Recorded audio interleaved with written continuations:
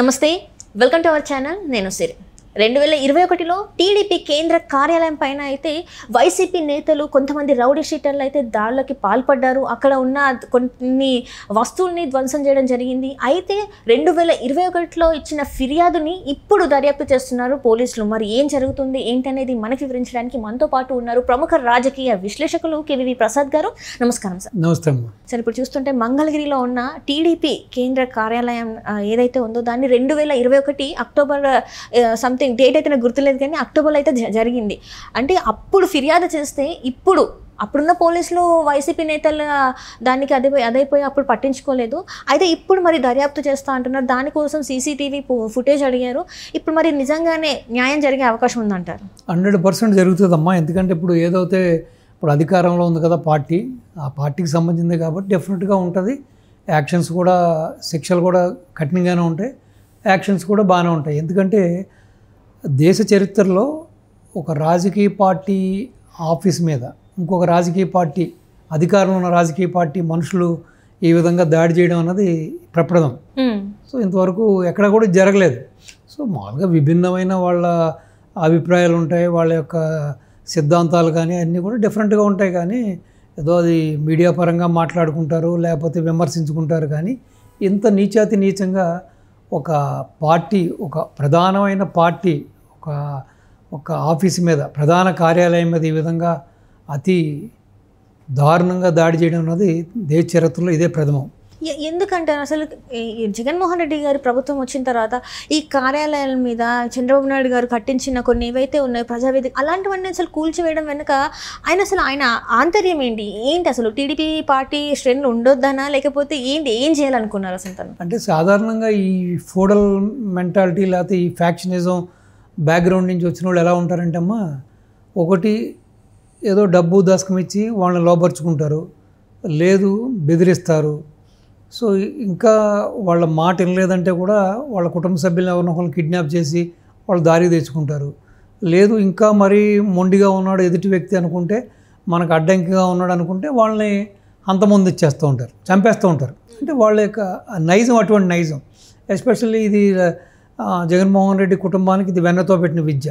చూశారు కదా, సొంత బాబాయినే చంపేసిన వ్యక్తికి ఇంకా బయట వ్యక్తుల ప్రాణాల మీద విలువే ఉంటుంది, అలాగే బయట వాళ్ళ ఆస్తుల మీద విలువే ఉంటుంది.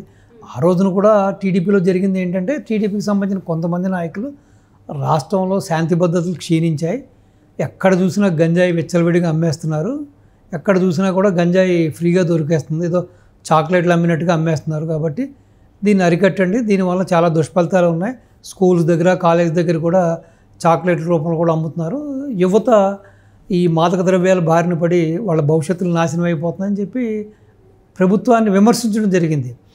దానికి ఓర్వలేని ఈ యొక్క వైసీపీ నాయకులు డెఫినెట్గా ఇది అగ్రనాయకత్వం యొక్క అండదండలు లేకుండా అంత ఒక పార్టీ ఆఫీస్ మీదకి అంత బాహటంగా వచ్చి అటాక్ చేయడం అనేది అది అంత ఈజీ పని కాదు. సో ప్రోద్బలంతో చేశారు. ఎస్పెషల్లీ ఏంటంటే ఆ రోజున అక్కడ మంగళగిరికి ప్రాతినిధ్యం వహిస్తున్న ఆళ్ల రామకృష్ణారెడ్డి గారు, ప్లస్ ఎమ్మెల్సీ లేళ్ల అప్పిరెడ్డి. ఈ అప్పిరెడ్డికి ఆల్రెడీ చాలా కొంత క్రిమినల్ రికార్డు కూడా ఉంది. తనకి బ్యాక్గ్రౌండ్ కూడా కొంచెం చిన్న స్థాయి నుంచి ఇలాగే రౌడీజం చేసుకుని బ్లాక్ టికెట్లు అమ్ముకుని ఆ విధంగా పైకి వచ్చిన వ్యక్తి అని కూడా చెబుతారు అతను. ప్లస్ దేవినేని అవినాష్ అంటే ఇంకా చెప్పదవలనే ఉంది. వాళ్ళ ఫాదర్ టైం నుంచి కూడా వీళ్ళంతా కూడా విజయవాడలో గ్రూప్స్ కదా, ఇటు రాధారంగాతో కానీ, ఇటు వీళ్ళ పెదనాన్న ఒక ఉండేవాడు గాంధీ అని చెప్పి, వీళ్ళ డాడీ నెహ్రూ, వీళ్ళందరూ కాలేజ్ డేస్ నుంచి కూడా వీళ్ళందరి మధ్య ఒక రెవలరీ ఉండేది. ఓకే. సో అది చివరికి అది వర్గవైరుగా అయిపోయింది. ఈ యొక్క ఆధిపత్య పోరుకు స్టార్ట్ అయింది అక్కడ. సో చివరిగా ఏంటంటే అక్కడ కాపు కమ్మ అనే విధంగా కూడా అక్కడ గొడవలు జరగడం, సో రకరకాలుగా జరిగింది. సో వీళ్ళందరూ కూడా ఆ నేపథ్యంలో వచ్చిన వాళ్ళు కాబట్టి ఈ అవినాష్కి కూడా కొంత లక్షణాలు కూడా ఉన్నట్టున్నాయి. సో వీళ్ళ ముగ్గురి యొక్క అనుచరులు ప్లస్ వైసీపీ కార్యకర్తలు, కొంతమంది కిరాయి గూండలు వీళ్ళందరినీ ప్రోత్సహించి వాళ్ళ ద్వారానే ఇది చేశారని చెబుతారు. సో ఆ రోజున యాక్చువల్గా దానికి సంబంధించిన ఏదైతే వీడియో క్లిప్పింగ్స్ అవి ఉన్నాయి కూడా ఈ టీడీపీ నాయకులు కొంచెం తెలివిగా వ్యవహరించి వాటిలన్నింటిని కూడా భద్రపరచడం జరిగింది. ఈవెన్ పోలీసులకు రిపోర్ట్ ఇచ్చినప్పుడు కూడా దాన్ని వాళ్ళకి ఇవ్వడం జరిగింది. ఎందుకు అప్పుడు పోలీసులు మరి అసలు ఎందుకు ఆ ఫిర్యాదుని తీసుకొని ఎందుకు యాక్షన్ తీసుకోలే అంటారు? ఇప్పుడు గత 5 ఏళ్లుగా జగన్మోహన్ రెడ్డి ప్రభుత్వ పరిపాలనలో మీరు చూస్తే ఏ రోజైనా సరే దెబ్బలు తిన్నవాడి మీదే కేసు పెట్టారు, అక్కడ భూమి పోగొట్టుకున్నవాడి మీదే కేసు పెట్టారు, ఈవెన్ ఎస్సీల మీద ఎస్సీల చేత ఎస్టీ కేసులు పెట్టించారు. ఇవన్నీ వింత అనమాట. అంటే మనం ఏదో తుగ్లక్తో పోలుస్తూ ఉంటారు కదా, తుగ్లక్ చాలా బెటర్ ఇతనితో పోలిస్తే. మేబీ తుగ్లక్ ఏదైనా 1-2 అనాలోచిత నిర్ణయాలు చేసి ఉండొచ్చు, కానీ తుగ్లక్ కొన్ని మంచి పనులే చేశాడు. దానికి మించి ఇతను ఏంటంటే డిస్ట్రాయర్, ఇతను ఒక విధ్వంసకారుడు ఇతను. సో ఇప్పుడు భూమి పోగొట్టుకున్నాడో, లేకపోతే భూమి కబ్జా అయినాడో, ఇల్లు కబ్జా అయినాడో, లేకపోతే దెబ్బలు తిన్నవాళ్ళు ఎదురు ఫిర్యాదిస్తే ఎదురు వాళ్ళ మీదే కేసులు పెట్టిన ఉదాంతాలు మనం ఎన్నో చూసాం. సో ఈవెన్ చంద్రబాబు నాయుడు గారిని కూడా ఎటువంటి యొక్క ఆధారాలు లేకుండా 53 రోజులు లోపల పెట్టారంటే ఇంకా సామాన్యులు వీళ్ళకో లెక్క కాదు కదా. సో కాబట్టి ఇటువంటి ప్రభుత్వం, ఈ ప్రభుత్వంలో మీరు న్యాయం ఎలా జరుగుతుంది? అసలు న్యాయం ఎందుకు చేస్తారు? సో కాబట్టి ఈ రోజున ఈ కూటమి ప్రభుత్వం అధికారంలోకి వచ్చింది కాబట్టి ప్లస్ టీడీపీకి ఇది కొంచెం ప్రతిష్టాత్మకంగా తీసుకుంది ఇది.